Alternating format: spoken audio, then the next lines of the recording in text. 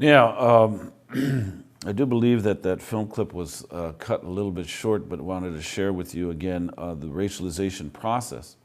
We need to appreciate how racism is an instrument of power used by those in power to perpetuate their power. And of course, this is the rich racist legacy of Arizona.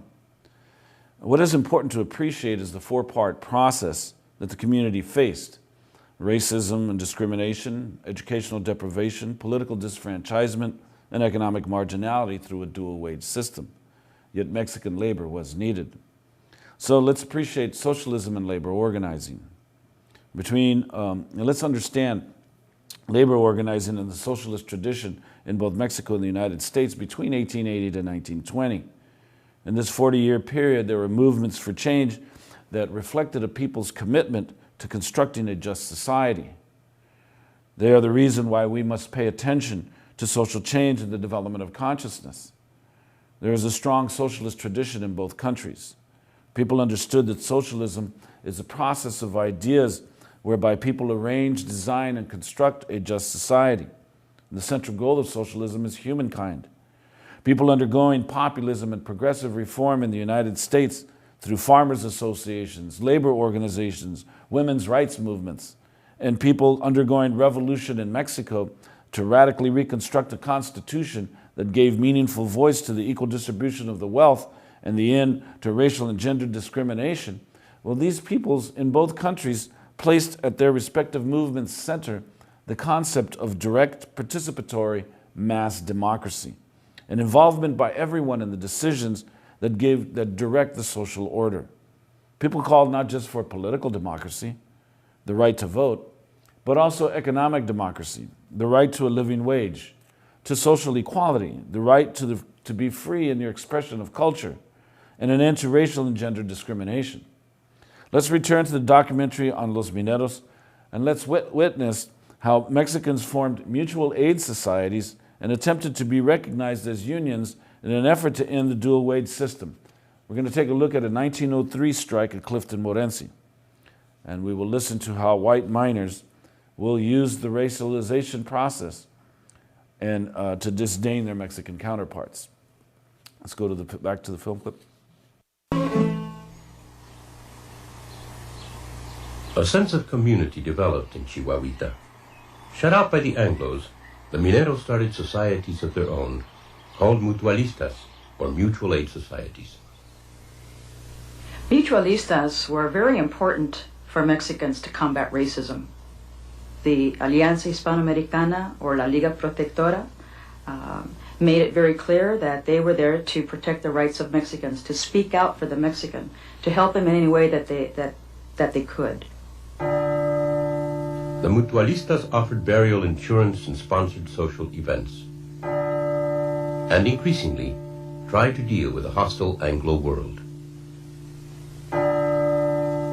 A report from the Department of Interior in 1908 stated, "The Mexican laborer is unambitious, listless, physically weak, irregular, and indolent. His strongest point is his willingness to work for low wages." As the mine owners aggressively recruited Mexican labor, Anglo workers were terrified their own jobs were in jeopardy because Mexicans worked for so little. The Anglos turned to a union, the Western Federation of Miners. The WFM decided the best way to protect Anglos was to drive the Mexicans out of the mines. The anti-Mexican campaign began with a devious plan. Anglos were paid by the day, the Mexicans by the hour. The union forced the copper companies to cut the workday from 10 hours to 8 hours. Overnight, the Mineros suffered a 20% cut in pay. On the morning of June 3, 1903, for the first time in Arizona history, over 1,000 Mexican workers went out on strike. The mining companies refused to negotiate. Abraham Salcido, a 26-year-old minero from Chihuahua, led the strike against the company, becoming a folk hero in the process. Estos versos que yo canto se convierten en corrido. The verses that I sing is a corrido to remember a hero whose name is Abraham Salcido. Abraham Salcido vino a Clifton, Arizona, He came to Clifton, Arizona a ayudarle a sus paisanos to help his countrymen earn an equal wage like the Americans. sueldo como los americanos. The mineros armed themselves and took control of the mines, shutting down the smelters and mills.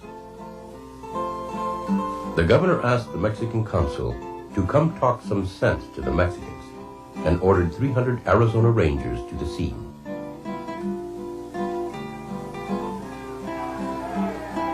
"2,000 miners marched in solidarity through the town, openly taunting the Rangers. The governor cabled President Roosevelt asking for cavalry support.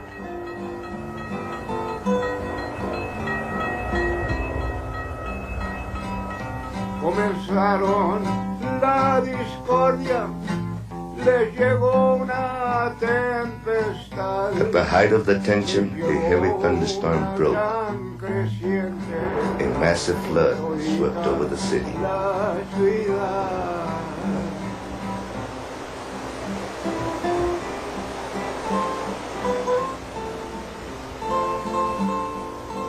When the flood hit the Mexican side of town, 50 people were killed instantly. Most of their homes were destroyed. The next day, federal troops disarmed the strikers and placed the community under martial law.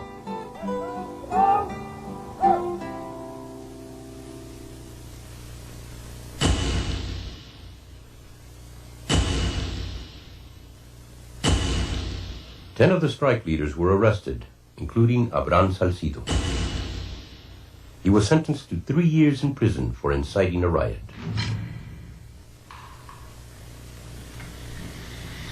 Within 2 weeks, the strikers were back at work. The strike had failed. The dual wage system was still in place.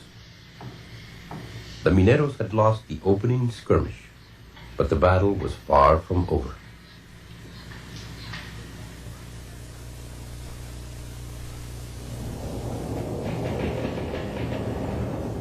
Every day, people was getting hurt underground mining.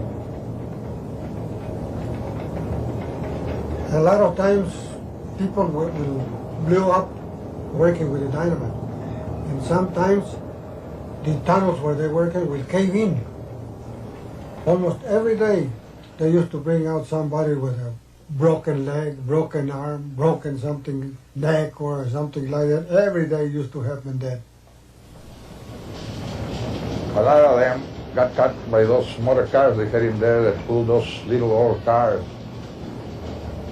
Sometimes it was pretty dark in there, you know, with the dust and fumes in there, and these guys couldn't see those motor cars coming, and I saw a lot of them die. There was not too much protection for the workers. They did most of the drilling dry. They didn't have respirators. The only thing they could do was cover their face with a handkerchief. Among the worst threats miners faced was silicosis, known as miner's consumption. 1 out of every 3 miners got this deadly lung condition from years of breathing the mineral dust. My father, after putting about 22 years underground, he could barely breathe. He coughed day and night because his lungs were full of that dust, you know. Can't get it out of there no more. They coughed day and night, and every time they cough, they throw out small pieces of lungs until their lungs disappear and they die. It's painful.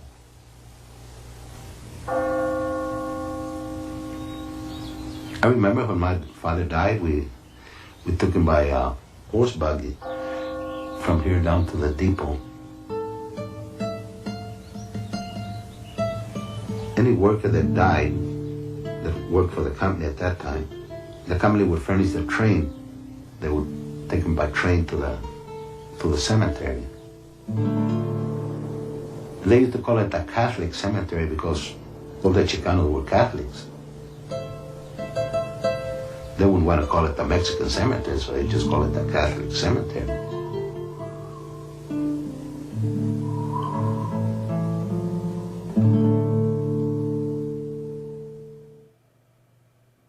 Again, what's nice about this film is that it's really underscoring the racialization process, a process that I asked you to remember throughout the course.